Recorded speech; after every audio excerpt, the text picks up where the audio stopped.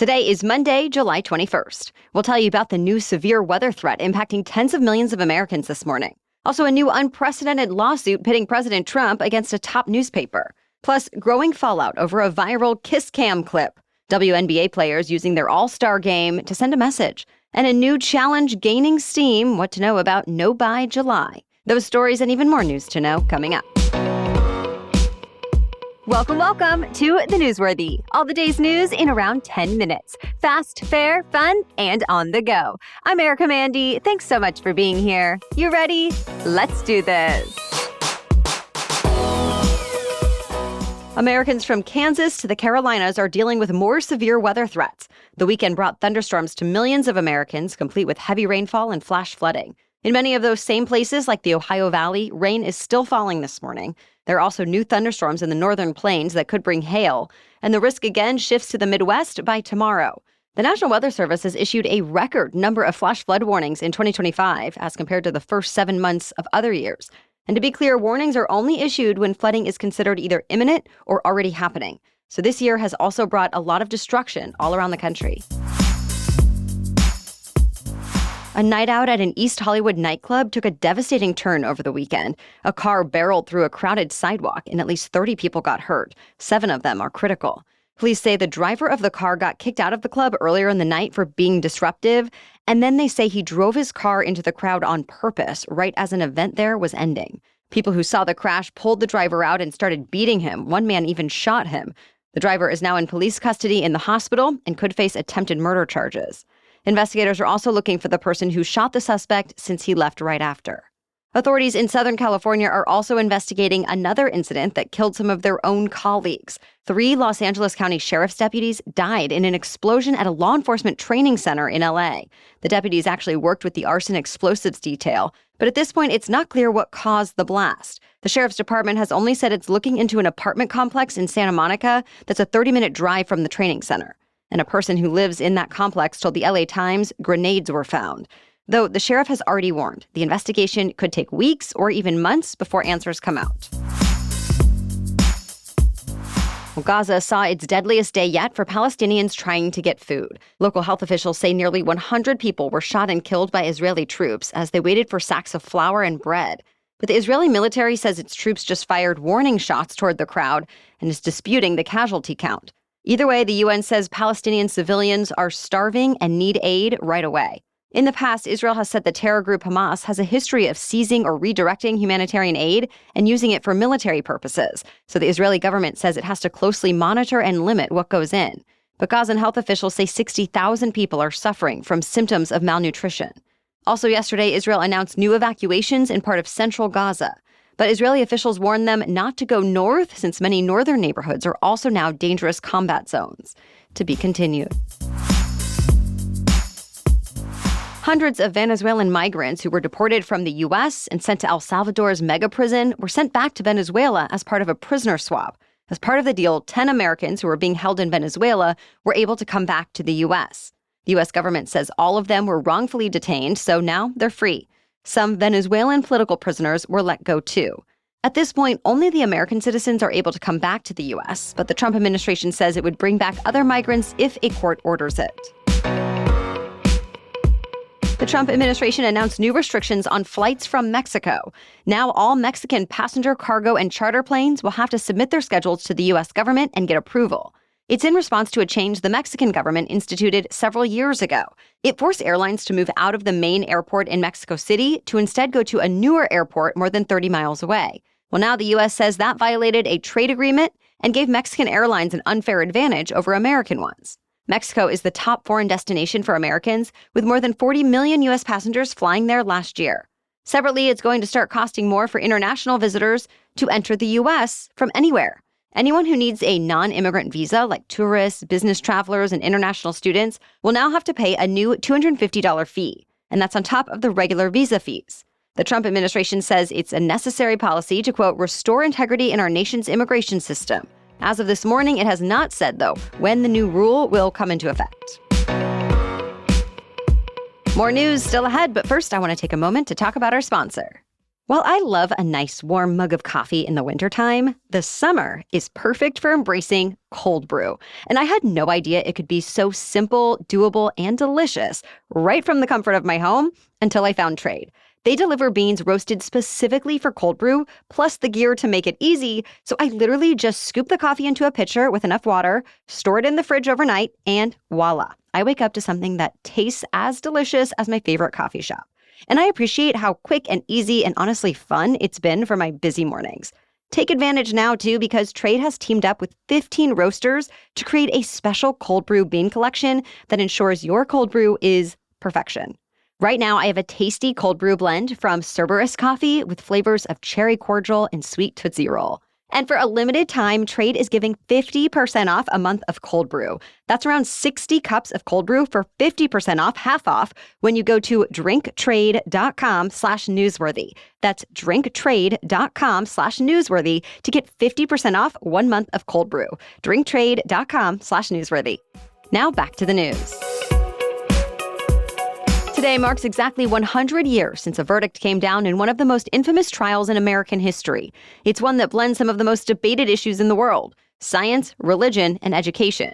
We're talking about the so-called Scopes monkey trial. Tennessee high school teacher John Scopes was found guilty of teaching his students about human evolution, when the law said teachers could only teach the divine creation of man by God, as taught in the Bible. Scopes was fined $100, though his conviction was eventually overturned. The trial itself was a national spectacle. Scopes was represented by celebrated defense attorney Clarence Darrow, and he was backed by the ACLU in the organization's first major case. On the other side, the prosecutor was William Jennings Bryan, who was a former Secretary of State, 3-time presidential candidate, and religious conservative. The whole thing is also the subject of the play and movie called Inherit the Wind. Even now, a century later, similar legal battles are playing out about the role of religion in public schools and how the Constitution's separation of church and state should be applied. Researchers have uncovered hundreds of fake accounts on X that support the Trump administration using artificial intelligence. The AI bots have been found to automatically reply to conservatives by praising specific people at the White House. At least that's according to social media analytics company Alethea and researchers at Clemson University. They noticed some distinct trends with these bots.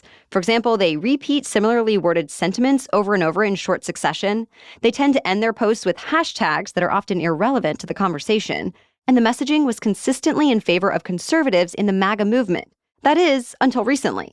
The controversy surrounding sex offender Jeffrey Epstein has even split the bots, with some accounts telling different people opposite opinions about the issue almost at the same time.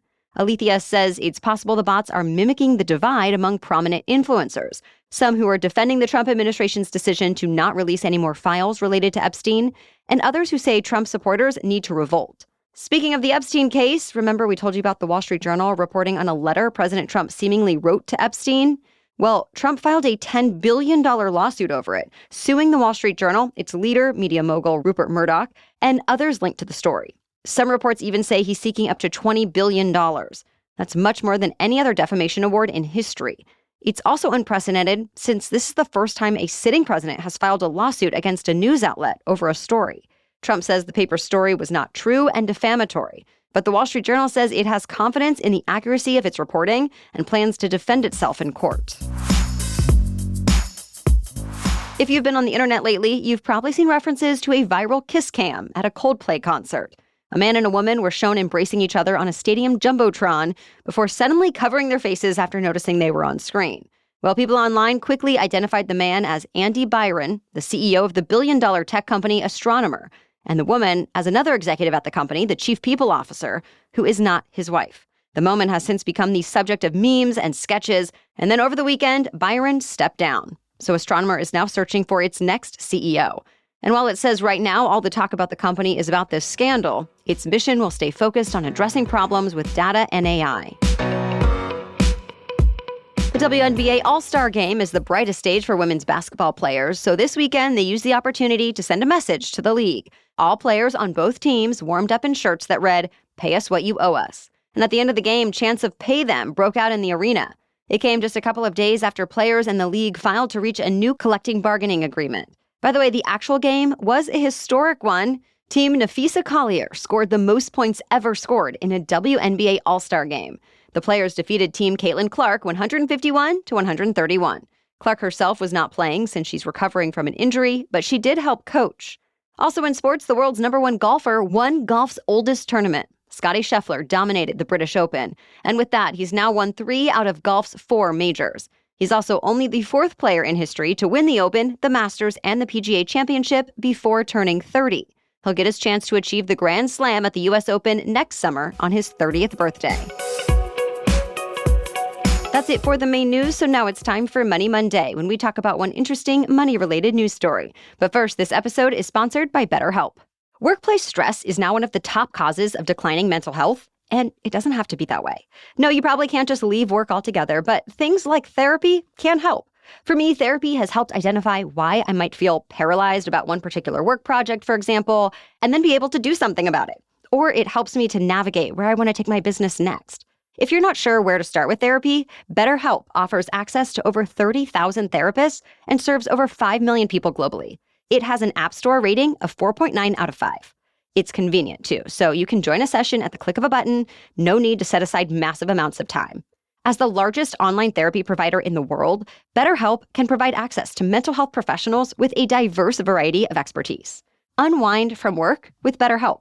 Our listeners get 10% off their first month at betterhelp.com/newsworthy. That's betterhelp, HELP.com/newsworthy. Now back to Money Monday. So it turns out it's trendy to be frugal. A popular social media trend right now is called No Buy July. To be clear, the challenge does not actually mean spending no money, since people still need to pay for essentials like housing and food, but it does encourage people to only buy necessities, meaning no eating at restaurants, no extra online shopping, and no spending on trips or hobbies. Some people have committed to sticking to the plan all month, others choose to do it just for a few days. Either way, the idea is for this to be kind of a reset, to rein in bad habits. Many people are sharing their experiences with the No Buy July challenge on their social media pages. Some say they've discovered more free ways to entertain themselves in their hometowns, or learned how to make meals at home that aren't takeout. Financial planners also say they like the idea of No Buy July. Some even encourage their clients to do similar exercises once in a while just to re-examine their relationship with money.